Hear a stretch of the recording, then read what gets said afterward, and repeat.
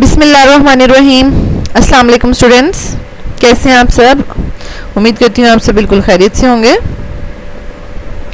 Students, आज की video बहुत ज़्यादा इंपॉर्टेंट होने वाली है क्योंकि इसमें हम federal board past board exam MCQs for first year chemistry discuss करेंगे। स्टूडेंट्स, इसमें आप ये बात भी नोट कीजिएगा कि बहुत से स्टूडेंट्स कहते हैं कि हमारे पास जो एक्सरसाइज बुक की एक्सरसाइज है नेशनल बुक फाउंडेशन की, तो क्या उसके MCQs इंपॉर्टेंट हैं या नहीं। ठीक है, तो बेसिकली देखिए, हमने स्टूडेंट्स जो भी एग्जामिनर होता है जब आपका टेस्ट लिया जाता है तो आपके कॉन्सेप्ट चेक करने होते हैं, ना कि हमने कोई इतना कोई डिफिकल्ट क्वेश्चन बनाना है कि वो बच्चे आंसर ही ना कर सकें। ऐसा नहीं होता। आपको जो कोर्स पढ़ाया जाता है उसी की बेस पे आपको जो है वो एनालाइज भी किया जाता है एग्जाम्स के थ्रू। तो आप यहाँ पर ये भी बात नोट कीजिएगा कि आपकी बुक के जो MCQs हैं उनको भी स्मॉल चेंजेस के साथ पास्ट बोर्ड पेपर्स में पूछा गया है। ठीक है, तो विदाउट वेस्टिंग एनी टाइम हम स्टार्ट करते हैं। Let's start federal board MCQs of 2019 final exam. तो स्टूडेंट्स, यहाँ पर मैंने 2019 फाइनल एग्ज़ाम का पेपर ओपन कर लिया है। तो सबसे पहले जो हमारे पास MCQ है that is question number 1, enthalpy of combustion can be determined bye. ये आपका रिड्यूस सिलेबस में नहीं है, लेकिन इसका आंसर है बॉम्ब कैलोरी मीटर। ठीक है, ऑप्शन ए करेक्ट है। देन हमारे पास है Born Haber cycle is applied to determine. Question number 2 is Born Haber cycle is applied to determine. तो स्टूडेंट्स, आपकी बुक में क्या क्वेश्चन था कि Born Haber cycle is applied to determine the lattice energy of which compounds. ठीक है, तो वो आयनिक कंपाउंड्स आंसर था। तो यहाँ पे देखें, इसको लिटिल चेंज के साथ यहाँ पर दिया गया, तो इसका ऑप्शन ए करेक्ट है, lattice energy. Then question number 3, what is added with S in order to balance the following equation. यानी रिएक्टेंट्स में हमने क्या ऐड करना है। तो स्टूडेंट्स, रिएक्टेंट में और प्रोडक्ट में आप देख लें चार्ज दोनों साइड पे जीरो है, तो आपने जो भी ऐड करने हैं प्रोटॉन्स इलेक्ट्रॉन्स, तो वो इक्वल अमाउंट में होने चाहिए ताकि आपके पास चार्ज फिर भी जीरो ही रहे। तो यहाँ पर ऑप्शन डी करेक्ट है, 2 protons plus 2 electrons will be added in S। ठीक है, क्वेश्चन नंबर 4 है हमारे पास, Which of the following has the highest number of molecules in it। तो यहाँ पर मैंने आपसे कहा था कि बगैर कैलकुलेशन के भी आपको पता चल सकता है। कैलकुलेशन में आपका टाइम वेस्ट हो सकता है कि आप 4 के 4 सबके पहले मोल्स कैलकुलेट करें और फिर मॉलिक्यूल्स। तो सबसे पहले देखें, आपके पास मैस सबका सेम है 10 ग्राम्स। ठीक है, और आपने मॉलिक्यूल्स फाइंड आउट करने हैं, तो इसका मतलब है कि जिसके नंबर ऑफ मोल्स ज़्यादा होंगे उसी का जो है वो मॉलिक्यूल्स भी ज़्यादा होंगे। ठीक है, मोल्स इनटू एवोगैड्रोस नंबर होता है ना। तो अब हम यहाँ पर देख लेते हैं कि अगर मोल्स का रिलेशनशिप अब आपने किसके साथ देखना है। अब हमने देखिए मैस तो सबका सेम है, इसका मतलब है कि मोल्स का रिलेशनशिप मोलर मास के साथ देखना है। तो जिसका मोलर मास सबसे कम होगा उसके मोल्स ज़्यादा होंगे और मॉलिक्यूल्स भी ज़्यादा होंगे। तो यहाँ पर नोट कर लें कि एटम्स जिसके कम है, फर्स्ट वन यानी NO, तो इसका मोलर मास भी कम होगा, मोल्स भी ज़्यादा होंगे और नंबर ऑफ मॉलिक्यूल्स भी इंक्रीज होंगे, हाईएस्ट होंगे। ठीक है, तो ऑप्शन ए करेक्ट है। देन हमारे पास है how many moles of oxygen are needed for the complete combustion of 1 mole of butane. तो ये कंबस्शन की इक्वेशन तो मोस्टली पूछी जाती है क्योंकि स्टूडेंट्स को बैलेंस केमिकल इक्वेशन लिखनी नहीं आती। ये मैं ऑलरेडी एक्सप्लेन भी कर चुकी हूँ कंबस्शन ऑफ ब्यूटेन, लेकिन आप फिर देख लें क्योंकि इसमें फ्रैक्शन में आंसर आता है। ठीक है, तो अगर आप इसको ऑक्सीजन के साथ कंबस्शन करेंगे तो प्रोडक्ट्स तो हमेशा क्या बनेंगी, कार्बन डाइऑक्साइड एंड वाटर हमेशा। ठीक है, और साथ हीट रिलीज होती है कंबस्शन में। ठीक है, तो अब कितने कार्बन डाइऑक्साइड और कितने वाटर बनेंगे, that depends on number of carbon and hydrogen. Carbon 4 है तो 4 कार्बन डाइऑक्साइड बन जाएंगे, हाइड्रोजन 10 है तो उसका हाफ वाटर बन जाएगा। ठीक है, अब आप ऑक्सीजन नोट कर लें कितना है। ठीक है, ऑक्सीजन हमारे पास है 13। तो 13 ऑक्सीजन यहाँ पर रिएक्टेंट्स में हमने जो पूरे करने हैं, तो वो कैसे पूरे होंगे।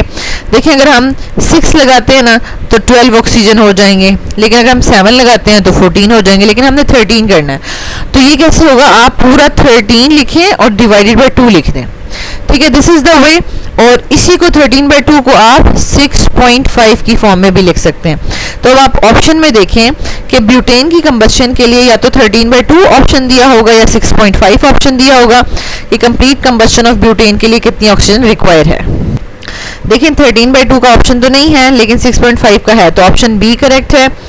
विच of the following orbital is of greater energy? Simple n+l rule लगाना है। तो यहाँ पर हम इन सब के लिए n+l रूल फॉलो करेंगे, ठीक है। 4d के लिए n जो है वो हमारे पास 4 है और d की वैल्यू जो है 2 है, तो आंसर आ रहा है 6। और इसमें हमारे पास n की वैल्यू 6 है और s के लिए जो है वो हमारे पास l की जो वैल्यू है, ठीक है। इन तमाम के लिए l की वैल्यूज़ लगानी है, ठीक है। तो l की वैल्यू जो है वो 0 है s के लिए, इसका भी आंसर आ रहा है 6। फिर हमारे पास आ जाता है 4, n की, ये n की वैल्यूज़ चल रही हैं और ये l की वैल्यूज़ चल रही हैं, ठीक है। 4 + 3 ये 7 आ जाएगा और देन हमारे पास यहाँ पर 5 + 1 ये भी 6 आ जाएगा। तो ऑप्शन 4F करेक्ट है, option C is correct. Then question number 7, when fast neutrons are bombarded on nitrogen atom what radiations are emitted? ये आपके reduced syllabus में नहीं है, इसका ऑप्शन अल्फा रेज है, D option. Question number 8, the carbon hydrogen bond length will be greater when the hybridization of carbon is। अब देखें ये आपने चीज़ नोट किया हाइब्रिडाइजेशन के टॉपिक में कि जैसे जैसे हम, मतलब मीथेन में क्या होता है CH4 और उससे फिर हम इथेन में मूव किए, ठीक है, और उसके बाद हम जो है वो इथाइन में मूव किए, तो हमारे पास हाइब्रिडाइजेशन चेंज होती जा रही थी, ठीक है। कार्बन हाइड्रोजन की बॉन्ड लेंथ डिफरेंट होती जा रही थी। अब इसमें कार्बन की और इन तीनों मॉलिक्यूल्स में कार्बन की क्या हाइब्रिडाइजेशन है, और ये आपको मैंने हाइब्रिडाइजेशन फाइंड आउट करने का मेथड भी बताया कि सराउंडिंग एटम्स कैलकुलेट करने हैं। सराउंडिंग एटम्स मीथेन में कितने हैं 4, लॉन पेयर कोई लॉन पेयर नहीं है, ठीक है। तो आपके पास टोटल कितना आ जाएगा 4। तो 4 हाइब्रिड ऑर्बिटॉल्स कैसे बनते हैं, 1 s और 3 p से, ठीक है। इसी तरीके से आप इथीन के कार्बन की फाइंड आउट कर सकते हैं हाइब्रिडाइजेशन। सराउंडिंग एटम्स कितने हैं, यानी एक ये हाइड्रोजन, दूसरा ये हाइड्रोजन और तीसरा ये कार्बन, तो सराउंडिंग एटम्स ही कम हो गए हैं, ठीक है। जब पाई बॉन्ड बनता जाता है, लॉन पेयर अगेन कोई नहीं है, ठीक है। तो टोटल हाइब्रिड ऑर्बिटॉल्स कितने रिक्वायर हैं 3। तो ये किस तरह से, किस हाइब्रिडाइजेशन से आता है, 1 s और 2 p's, ठीक है। एंड लास्ट में अगेन हमारे पास इथाइन के कार्बन की हाइब्रिडाइजेशन कैसे पता चलती है, सराउंडिंग एटम्स चेक करें तो इसका 1 और ये 2 सराउंडिंग एटम्स हैं और लॉन पेयर कितने हैं, कोई नहीं, और हाइब्रिड ऑर्बिटॉल्स 2 रिक्वायर हैं, और जो किस कौन सी हाइब्रिडाइजेशन से आते हैं, sp। तो ये भी नोट करते जाएं कि जैसे जैसे हमारे पास s कैरेक्टर इंक्रीज होता जा रहा है कार्बन में, तो ओवरलैपिंग भी ज़्यादा होगी, ठीक है, और कार्बन हाइड्रोजन की बॉन्ड लेंथ भी कम होती जाएगी। तो sp3 में जो कार्बन हाइड्रोजन की बॉन्ड लेंथ है वो ग्रेटर होगी, ठीक है। तो यहाँ पर हमारे पास ऑप्शन बी करेक्ट है, sp3, ठीक है। 1 atmosphere pressure is equals to, तो ये स्टूडेंट्स आपकी एक्सरसाइज से डायरेक्ट क्वेश्चन लिया गया है, लेकिन यहाँ पर थोड़ा सा चेंज कर दिया गया कि 101325 यहाँ पे पास्कल था, ठीक है। न्यूटन पर मीटर जो है वो पास्कल के इक्वल ही होता है, ठीक है। अब किसी स्टूडेंट को अगर याद ना रहा हो तो वो अगर इसको लगा देगा तो ये देखें ये 101.325 पास्कल है, तो ये ऑप्शन करेक्ट नहीं है, सी ऑप्शन करेक्ट है, ठीक है।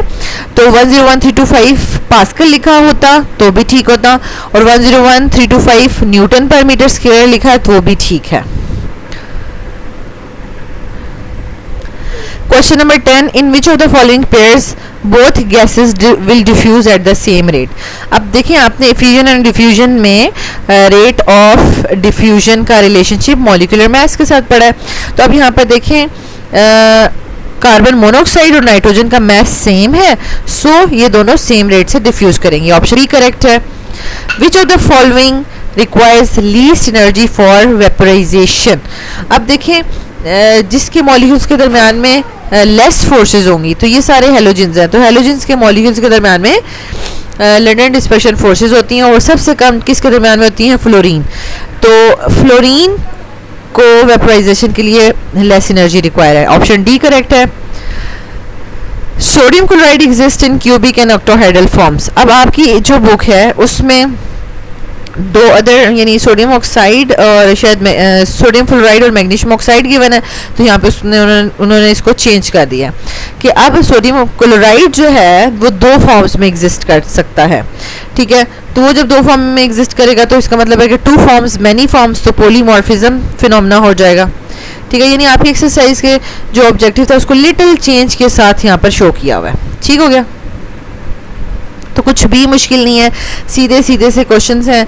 अगर आपने टॉपिक पढ़ा हुआ है तो आप इजीली करेक्ट आंसर में जो है वो चूज कर सकते हैं। Question number 13, a reaction will proceed in forward direction in order to attain equilibrium. अच्छा, अब यहाँ पर ये एक चीज़ नोट कर लें कि आपके पास यानी रिएक्शन फॉरवर्ड डायरेक्शन में कब जाएगा। ठीक है, केसी और क्यू का रिलेशनशिप आपको यहाँ पर समझा देती हूँ। अब देखें केसी क्या होता है और क्यू क्या होता है। केसी जो होती है ना, ये भी हमारे पास equilibrium concentration of product over reactants, यानी हम प्रोडक्ट ओवर रिएक्टेंट्स ही लेते हैं। ठीक है, लेकिन ये इक्विलिब्रियम कंसंट्रेशंस होती हैं जब इक्विलिब्रियम अचीव हो जाता है। लेकिन अगर इनिशियल कंसंट्रेशंस हों तो उस वक्त इनिशियली रिएक्शन चैम्बर में प्रोडक्ट ओवर रिएक्टेंट की जो कंसंट्रेशन है, इनिशियल कंसंट्रेशन, ठीक है, और ये इक्विलिब्रियम कंसंट्रेशन, तो हमारे पास जो initial concentration of product over reactants है वो हम Q लेते हैं, कोशेंट। ठीक है, तो कोशेंट में भी हम प्रोडक्ट के साथ रिलेशनशिप देखेंगे, केसी के साथ भी प्रोडक्ट के साथ रिलेशनशिप देखेंगे। ठीक है, अब इसका क्या मतलब है कि जैसे ही जब रिएक्शन स्टार्ट हुआ तो अगर प्रोडक्ट की कंसंट्रेशन जो है वो लेस है और जैसे जैसे रिएक्शन प्रोसीड करेगा और प्रोडक्ट, तो आपको पता है ना फॉरवर्ड साइड पे रिएक्शन जाएगा तो प्रोडक्ट बढ़ेगी, तो हमारे पास इक्विलिब्रियम जब अचीव हो जाएगा तो प्रोडक्ट की कंसंट्रेशन ज़्यादा होगी। ठीक है, यानी अगर हम इस तरह का साइन लगाएं, यानी इनिशियली प्रोडक्ट की कंसंट्रेशन कम थी लेकिन जैसे जैसे फॉरवर्ड रिएक्शन होगा तो प्रोडक्ट की कंसंट्रेशन ज़्यादा हो जाएगी। तो ये किस तरह से होगी? फॉरवर्ड रिएक्शन से। ठीक है, तो यहाँ पर भी हम यही कह रहे हैं कि फॉरवर्ड जाने के लिए क्या होना चाहिए, इनिशियली कम होनी चाहिए यानी क्यू कम होना चाहिए और केसी जो है वो ज़्यादा होना चाहिए, यानी इनिशियली प्रोडक्ट कम होनी चाहिए और इक्विलिब्रियम पर ज़्यादा होनी चाहिए। तो ऑप्शन ए करेक्ट है। ठीक है, क्वेश्चन नंबर 14 देख लें, पीएच ऑफ 0.01 मोलर NaOH। अब स्टूडेंट्स यहाँ पर देखें, सोडियम हाइड्रोक्साइड जो है ना वो हमें क्या प्रोवाइड कर रहा है? सोडियम आइंस और हाइड्रोक्साइड आइंस प्रोवाइड कर रहा है। तो इसका मतलब इसकी अगर पीएच फाइंड आउट करनी है तो पहले इसकी पीओएच फाइंड आउट करनी होगी। ठीक है, तो 1 मोलर NaOH 1 मोलर हाइड्रोक्साइड आइन ही प्रोड्यूस कर रहे हैं। ठीक है, तो अगर 0.0001 मोलर हैं तो इनकी भी कंसंट्रेशन 0.001 मोलर हो जाएगी। अब हम पीओएच फाइंड आउट कर लेते हैं। ठीक है, पीओएच हमारे पास क्या होगा? Negative log of hydroxyl ion concentration, negative log of 0.001, तो ये हमारे पास आंसर आ जाएगा 3। ठीक है, अब आपने जो है वो पीएच कैलकुलेट करनी है, तो जो हमारे पास पीएच और पीओएच होती है उन दोनों का सम जो है वो 14 के इक्वल होता है। पीएच फाइंड आउट करनी है तो 14 में से पीओएच माइनस कर दें। ठीक है, तो 14 में से 3 माइनस करेंगे तो 11 आ जाएगा। तो स्टूडेंट्स यहाँ पर जो है वो सोडियम हाइड्रोक्साइड की बैलेंस इक्वेशन लिखने के बाद आपने सॉल्व किया है, क्योंकि कैल्शियम हाइड्रोक्साइड अगर होता इसी तरीके से, ठीक है, कैल्शियम हाइड्रोक्साइड होता, उसका 0.001 मोल जो है वो हाइड्रोक्साइड के कितने मोल्स प्रोड्यूस करेगा? 2 हाइड्रोक्साइड आइंस प्रोड्यूस करेगा, यानी 2 मल्टीप्लाई बाय 0.001। ठीक है, फिर आप इस कंसंट्रेशन से आप पीएच फाइंड आउट करेंगे, आपने डायरेक्टली नहीं करना। तो यहाँ पर हमारे पास ऑप्शन बी करेक्ट है 11। विच of the following compound will produce acidic solution on hydrolysis. ऐसे हमने बहुत से क्वेश्चन एक्सरसाइज में भी कर लिए हैं, ये आपको कॉन्सेप्ट आना चाहिए क्योंकि जब भी कोई हमारे पास सॉल्ट जो है वो हाइड्रोलाइज होगा तो वो एसिड और बेस प्रोड्यूस करेगा, तो वो अगर स्ट्रॉन्ग एसिड बेस हैं तो एक दूसरे के इफेक्ट को कैंसिल करेंगे, लेकिन अगर एसिड स्ट्रॉन्ग है तो वो सारा का सारा सोल्यूशन एसिडिक हो जाएगा। ठीक है, पहले वाले में देखेंगे क्या बनेगा, यानी पोटेशियम जो है वो पोटेशियम हाइड्रोक्साइड और नाइट्रेट जो है वो नाइट्रिक एसिड बनाएगा। तो पोटेशियम हाइड्रोक्साइड और नाइट्रिक एसिड दोनों ही स्ट्रॉन्ग एसिड बेस हैं, तो सोल्यूशन एसिडिक नहीं होगा। ठीक है, इस बी केस में भी ऐसा ही है, सोडियम हाइड्रोक्साइड और HCl बनेगा, दोनों एक दूसरे के इफेक्ट को कैंसिल करेंगे क्योंकि दोनों स्ट्रॉन्ग एसिड और स्ट्रॉन्ग बेस हैं, तो सोल्यूशन एसिडिक नहीं होगा। और हमारे पास यहाँ पर थर्ड ऑप्शन में बेस जो है वो अमोनियम हाइड्रोक्साइड और एसिड जो है नाइट्रिक एसिड बनेगा। देखिए अमोनियम हाइड्रोक्साइड वीक बेस होती है और नाइट्रिक एसिड स्ट्रॉन्ग एसिड होता है, तो वो अपना इफेक्ट शो करेगा, तो सोल्यूशन सारा का सारा एसिडिक हो जाएगा। तो ऑप्शन सी करेक्ट है। लास्ट में भी आप देख लें, सोडियम से सोडियम हाइड्रोक्साइड और Cn से HCN एसिड बनेगा, तो HCN is a weak acid, तो वो अपना इफेक्ट शो नहीं करेगा और डी के केस में सोल्यूशन जो है वो बेसिक हो जाएगा। ठीक है, लेकिन हमसे क्वेश्चन में एसिडिक पूछा है तो ऑप्शन सी करेक्ट है। क्वेश्चन नंबर 16 देख लें, the units of rate constant and the rate reaction will be, the units of rate constant and the rate of reaction will be same when the order of reaction is। ये directly आपकी exercise का question उठाया हुआ है, इसको हमने solve भी किया है और इसका ऑप्शन है 0। और क्वेश्चन नंबर 17 लास्ट क्वेश्चन है, which of the following is not a pair of partially miscible liquids. Partially miscible वो होंगे जिनमें कुछ ना कुछ हाइड्रोजन बॉन्डिंग शो होगी, लेकिन बेंजीन टोटली नॉन पोलर है और वाटर पोलर है, तो ये हमारे पास जो है वो नॉट पार्शली मिजिबल लिक्विड्स का पेयर है। नाउ स्टूडेंट्स हम FBIC MCQs 2019 final exam evening का पेपर डिस्कस कर लेते हैं। तो यहाँ पर स्टूडेंट्स मेरे इवनिंग का पेपर, जिसको हम ओवरसीज का पेपर भी कहते हैं, वो ओपन हो गया है। इसका क्वेश्चन नंबर 1 देख लें, when enthalpy change is always positive. Enthalpy change हमेशा पॉजिटिव कब होगी? देखें कंबस्शन में तो हमेशा हीट रिलीज होती है और एंथैल्पी ऑफ सोल्यूशन हमें नहीं पता, कभी एंडो हो जाएगा कभी एक्सो हो जाएगा। ठीक है, रिएक्शन। एंथैल्पी ऑफ न्यूट्रलाइजेशन में एसिड बेस जब रिएक्शन शो करते हैं तो एक्सोथर्मिक रिएक्शन होता है। लेकिन एंथैल्पी ऑफ एटोमाइजेशन, यानी अगर कोई मॉलिक्यूल है, जैसे क्लोरीन का मॉलिक्यूल है, आपने बॉन्ड हैबिट साइकिल में किया है ना, क्लोरीन के मॉलिक्यूल को आप एटम में कन्वर्ट करते हो तो आपको हीट देनी पड़ती है और उसके बॉन्ड को ब्रेक करना पड़ता है, तो enthalpy of atomisation always positive होगी। ठीक है, तो इसका मतलब है कि आपको पता होना चाहिए कि एंथैल्पी ऑफ एटमाइजेशन या आपके पास वेपराइजेशन, ठीक है, या एंथैल्पी ऑफ फॉर्मेशन, जितनी भी आपने बॉन्ड हैबिट साइकिल में एंथैल्पीज पढ़ी हुई हैं उसको बनाने के दौरान, कि कौन सी पॉजिटिव है और कौन सी नेगेटिव है। ठीक है, इलेक्ट्रॉन एफिनिटी वाली, ठीक है, इलेक्ट्रोपॉजिटिविटी वाली, वो सब की वैल्यूज आपको पता होनी चाहिए। नेक्स्ट है question number 2, the standard enthalpy of formation is 0 for. अब ये बड़ा इंपॉर्टेंट क्वेश्चन है, ये आपके पास न्यूमेरिकल्स में, एंथैल्पी के न्यूमेरिकल्स में अक्सर ये यूटिलाइज होता है कि जो भी सब्सटेंस अपनी प्योर फॉर्म में प्रेजेंट है नेचर में और तो वो एट स्टैंडर्ड कंडीशंस उसकी एंथैल्पी ऑफ फॉर्मेशन 0 होगी, क्योंकि वो ऑलरेडी नेचर में एग्जिस्ट कर रहा है। ठीक है, जैसे वाटर है, वो हम कहते हैं कि अगर तो वाटर जो है वो हाइड्रोजन और ऑक्सीजन से मिलकर बना है, इसी तरह सोडियम और क्लोरीन से मिलकर सोडियम क्लोराइड बना है, जिंक ऑक्साइड भी। लेकिन नाइट्रोजन जो है वो एज इट इज एग्जिस्ट कर रहा है N2 की फॉर्म में, तो इसकी एंथैल्पी ऑफ फॉर्मेशन, मतलब हम 2 एटम्स लेके इसको नहीं बना पा रहे। ठीक है, 2 एटम्स नाइट्रोजन के अलग अलग लें और इनको बना लें, ऐसा नहीं हो सकता। लेकिन वाटर जो है वो हाइड्रोजन गैस और ऑक्सीजन गैस से मिलकर बन सकती है, और इसी तरह और बाकी भी। तो इस चीज़ का आपको कॉन्सेप्ट होना चाहिए कि जो ऑलरेडी नेचर में एग्जिस्ट कर रहा है, जिसको हम उसके किसी एलिमेंटल फॉर्म से ना बना सकें, ठीक है, तो या स्टेबल फॉर्म से ना बना सकें, तो उसकी एंथैल्पी ऑफ फॉर्मेशन हमेशा 0 होगी। ठीक है, तो डी ऑप्शन करेक्ट है। अब oxidation state of nitrogen find out करनी है, तो स्टूडेंट्स ये आपने बहुत दफ़ा इक्वेशंस बैलेंसिंग के दौरान इनको फाइंड आउट भी किया होगा। अब हम यहाँ पर कैल्शियम नाइट्रेट की जो है वो हम यहाँ पर ऑक्सीडेशन स्टेट्स लगा लेते हैं। ठीक है, देखिए सबसे पहले आप ऑक्सीजन की लगाएं। ऑक्सीजन 1, ऑक्सीजन की 2 होती है, ठीक है, और 3 की क्या होगी, -2 होती है। ठीक है, 1 की -2 होती है, 3 की क्या होगी, -6।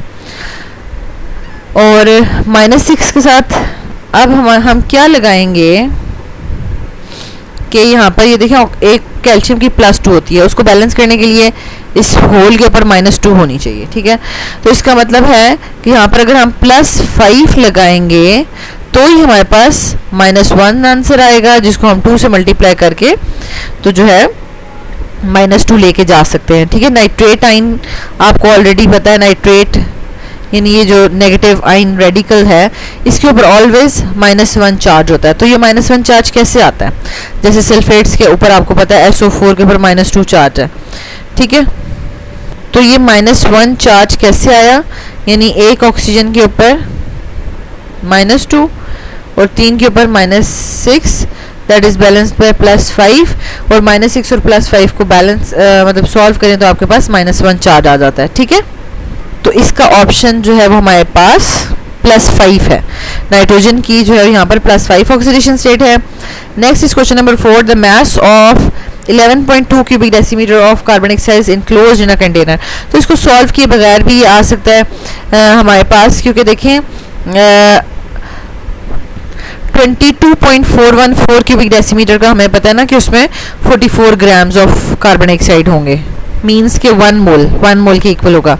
तो अगर हम इसको जो है वो वॉल्यूम हाफ कर देते हैं तो ग्राम्स ऑफ कार्बन डाइऑक्साइड भी तो हाफ हो जाएंगे, तो इसका आंसर हो जाएगा 22 grams, A option. Question number 5, which series of spectral lines is present in the visible region of electromagnetic spectrum. तो स्टूडेंट्स हमारे पास इस तरीके से ये सीरीज एग्जिस्ट करती हैं, Lyman series, Balmer, Paschen, Brackett and Pfund series. ठीक है, तो जो बाल्मर सीरीज है ये विजिबल पोर्शन में एग्जिस्ट करती है। ठीक है, तो आपको पता है कि विजिबल से लेफ्ट साइड पे जो है वो अल्ट्रावायलेट होता है हमेशा, और राइट साइड पे IR रीजन होता है। ठीक है, तो ये तीनों हमारे पास Paschen, Brackett and Pfund IR region में एग्जिस्ट करती हैं, और बाल्मर विजिबल में और लाइमन UV रीजन में एग्जिस्ट करता है। तो हमारे पास ऑप्शन ए करेक्ट है। Question number 6, the geometry of the molecule containing 2 bond pairs and 1 lone pair around the central atom is. सबसे पहले तो आपको 2 बॉन्ड पेयर्स और 1 लोन पेयर से पता चला कि टोटल इलेक्ट्रॉन पेयर्स जो है वो कितने हैं, 3 हैं। ठीक है, लेकिन एक तो लोन पेयर है ना, अगर तीनों के तीनों बॉन्ड पेयर होते, ठीक है, तो ये आपके पास सेंट्रल एटम होता और इस तरह से ट्रायंगुलर प्लेनर शेप बन जाती। ठीक है, लेकिन ट्रायंगल प्लेनर नहीं है, एक जो है वो हमारे पास लॉन पेयर है, 2 बॉन्ड पेयर्स हैं, तो ये यहाँ से जो है वो बेंड फॉर्म में आ जाएगा। ठीक है, इसको आप एंगुलर भी कह सकते हैं क्योंकि इसका एंगल 120 का नहीं है, लेस देन एंगल जो है वो लेस देन 120 है, तो इसका ऑप्शन हो जाएगा C. Question number 7, according to Graham's law the rate of diffusion of methane and oxygen. अब देखिए पहले मीथेन बोला है और फिर ऑक्सीजन बोला है, तो आपने बिल्कुल इसी तरह का आपकी एक्सरसाइज में भी डिफरेंट मॉलिक्यूल्स के साथ दिया हुआ है, तो आपने यहाँ पे डिफरेंट के साथ करना है। यहाँ पे मीथेन और ऑक्सीजन का rate of diffusion find out करना है, उनकी रेशो। तो देखिए मीथेन पहले लिखा हुआ था ना, इसीलिए हमने मीथेन लिखा है। कुछ स्टूडेंट्स क्वेश्चन कर रहे थे कि हमें कैसे पता चलेगा कि हमने रेशो में जो है वो ऊपर किसको लिखना है नीचे किसको लिखना है, तो वो क्वेश्चन में ऑलरेडी जिसको पहले लिखा हुआ है स्टेटमेंट में तो उसको पहले ही लिखना है। ठीक है, और इनके जो मॉलिक्यूलर मैसेज के लिए हमने करना है, तो मॉलिक्यूलर मैस मीथेन का हम यहाँ पे डिनोमिनेटर में लेंगे और ऑक्सीजन का नंबरेटर में लेंगे। ठीक है, मॉलिक्यूलर मैस। और अब हम इसको सॉल्व कर लेते हैं। ऑक्सीजन का कितना है 32 और मीथेन का कितना है 16। ठीक है, तो आंसर क्या आ जाएगा 2। ठीक है, और इसको हम अगर रेशो की फॉर्म में लिखें तो √2/1, तो ऑप्शन सी करेक्ट है। Then question number 8, which gas is more ideal at STP, ये हम डिटेल से डिस्कस कर चुके हैं चैप्टर के एमसीक्यूज में तो ऑप्शन सी यानी हाइड्रोजन करेक्ट है, क्योंकि ये देखिए नॉन पोलर बी है, बाकी सब पोलर है, उनमें कुछ ना कुछ फोर्स ऑफ अट्रैक्शन प्रेजेंट होंगी स्टैंडर्ड टेम्परेचर प्रेशर पे, लेकिन हाइड्रोजन में नहीं है। ठीक है, ये आइडियल बिहेव करेगी।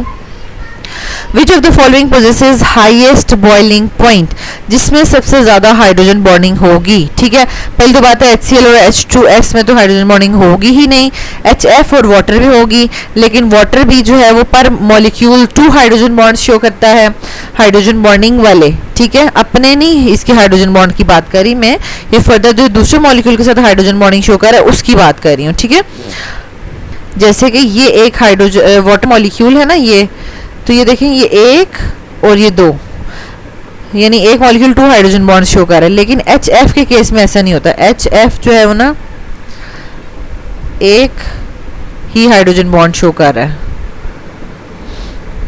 ठीक है, पर मॉलिक्यूल। सो बॉइलिंग पॉइंट वाटर का सबसे ज्यादा है। Question number 10, the intermolecular forces present in the chloroform. अब क्लोरोफॉर्म एक इलेक्ट्रोनेगेटिव एटम होने की वजह से एक पोलर मॉलिक्यूल है। ठीक है, इलेक्ट्रोनेगेटिव एटम्स प्रेजेंट हैं क्लोरीन 3, तो जिस वजह से पोलर मॉलिक्यूल बन गए और पोलर मॉलिक्यूल्स में डायपोल डायपोल फोर्सेस होती हैं। ठीक है, ऑप्शन ए करेक्ट है। Which of the question number 11, which of the following is not an anisotropic property. ये बहुत इंपॉर्टेंट टॉपिक है, ये शॉर्ट क्वेश्चन के लिए भी आपको आना चाहिए। एनिसोट्रॉपी सॉलिड की प्रॉपर्टी। ठीक है, और उसी के पैराग्राफ में डेफिनेशन के बाद ही लिखा हुआ है कि refractive index, electrical conductivity and cleavage ये एनिसोट्रॉपिक प्रॉपर्टीज हैं, यानी ये डायरेक्शन पर डिपेंड करती हैं, लेकिन विस्कोसिटी नहीं है। ठीक है, डी ऑप्शन करेक्ट है। यानी कोई भी आप यहाँ पर क्वेश्चन देख लें, कोई क्वेश्चन घुमा फिरा के नहीं पूछा हुआ, सीधा सीधा स्टेटमेंट ऑफ द बुक से पूछा गया। Carbon dioxide in solid state form. अभी आपके पास सॉलिड के एंड पे जो मॉलिक्यूलर सॉलिड्स, मेटालिक सॉलिड्स, ठीक है, जो डेफिनेशंस और कंपैरिजंस दिए हैं उनमें सीधी सीधी एग्जांपल है मॉलिक्यूलर सॉलिड्स में कार्बन डाइऑक्साइड की, तो ये ऑप्शन बी करेक्ट है। ठीक है, मॉलिक्यूलर सॉलिड बनाता है ये, या इसको आप मॉलिक्यूलर क्रिस्टल्स भी कह सकते हैं। Question number 13, for the reaction. अब केपी केसी का रिलेशनशिप हम ऑलरेडी एक्सरसाइज में भी के क्वेश्चन में भी कर चुके हैं, तो आपने देखें केपी और केसी में के रिलेशन में क्या चेंज आ रहा है। ठीक है, तो पहले तो आपको फॉर्मूला आना चाहिए, KP is equals to KC R T del n. अब डेल एन क्या होता है हमारे पास, number of moles of products minus number of moles of reactants. अब प्रोडक्ट्स के कितने मोल्स हैं, 2 मोल्स हैं प्रोडक्ट्स के, और रिएक्टेंट्स के 1, तो यहाँ पर हम 2 - 1 करते हैं तो 1 आ जाएगा, यानी डेल एन की जगह आप 1 लिख दें या कुछ भी ना लिखें। तो आप यहाँ पर देख लें, ऑप्शन ए करेक्ट है। Question number 14, the value of KC for the reaction. अब ये वाला क्वेश्चन जो है ना, इसमें तो आपको नंबर मिले ही मिले, क्योंकि ये थोड़ा इनकरेक्ट यहाँ पर लिखा हुआ है, क्योंकि इसमें आप प्रेशर के लिहाज से भी बता सकते हैं कि जो है वो हम वैल्यू ऑफ केसी कैसे बढ़ाएंगे, और टेम्परेचर के लिहाज से भी।